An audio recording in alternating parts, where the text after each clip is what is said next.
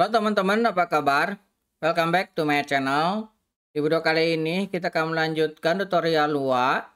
Di video sebelumnya kita sudah belajar terkait dengan coroutine. Kali ini kita akan belajar terkait dengan file input dan output.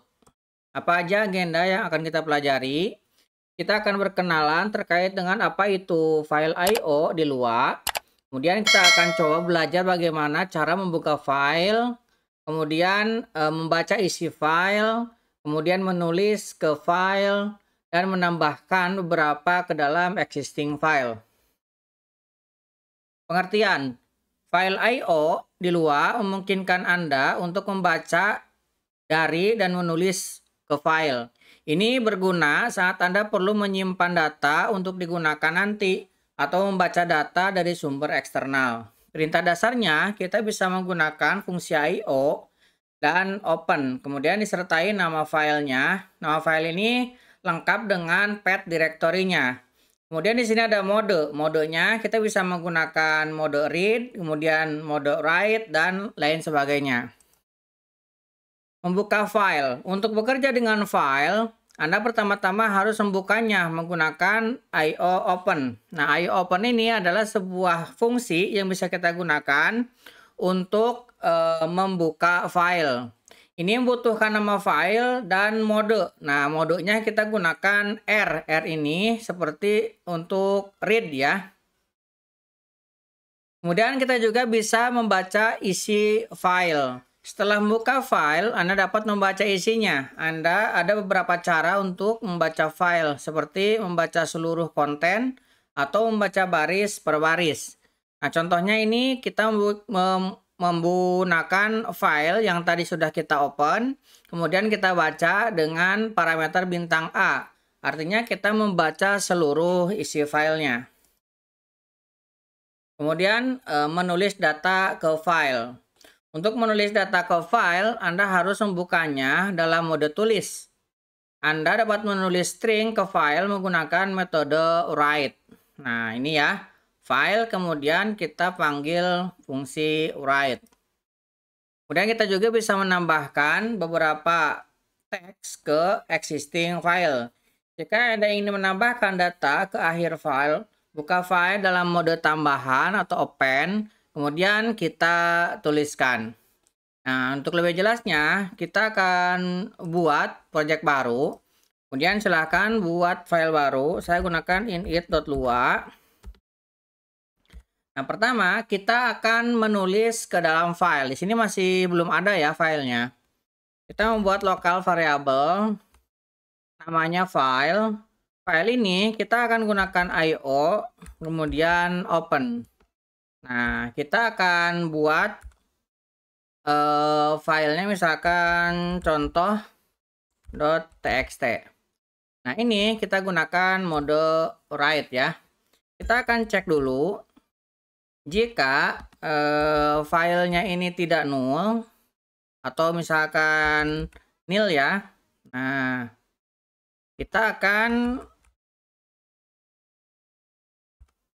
tambahkan pesan. Kita akan print misalkan file tidak ditemukan. Kemudian kita akan else di sini. Nah, kita akan write hello world misalkan seperti ini. Nah, kita akan coba jalankan. Kita run. Nah, di sini tidak error ya. Nah, ini terbentuk file baru. Hello world-nya sudah berhasil kita buat ya. Oke, kemudian kita akan coba baca filenya. Kita akan membaca file. Pertama, kita akan membuat file, kemudian kita akan open. Namanya tadi contoh txt ya.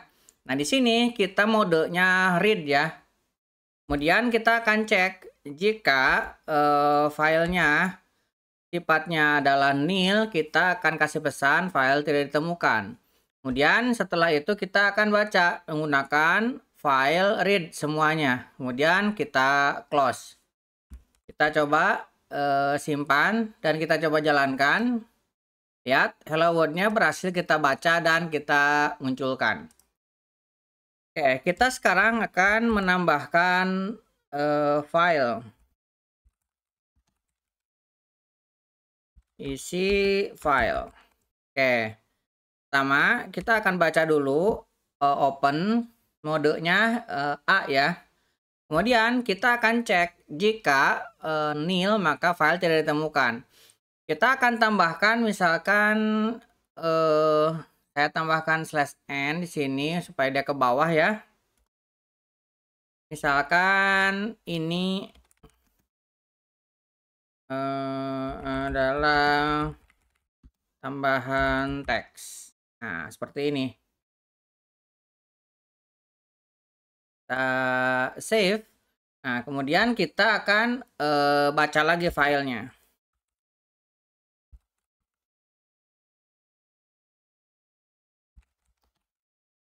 Nah, kita akan baca lagi filenya. Kita modenya read. Semuanya kita baca, kemudian kita close. Oke, saya akan clear screen, kemudian saya jalankan lagi. Lihat di sini, ini hello world yang dibaca pertama tadi, dan ini yang dibaca kedua. Kalau isi yang di dalam file contoh.txt hanya ini saja. Kita coba lihat ya. Tuh, isinya hanya ini saja, karena ini yang kita tambahkan di berikutnya. Oke, kurang lebih seperti itu ya untuk contoh sederhana mengenai file input-output. Mudah-mudahan bisa membantu teman-teman. Buat teman-teman yang belum subscribe, jangan lupa subscribe dan nyalakan tombol loncengnya. Sampai ketemu di video selanjutnya.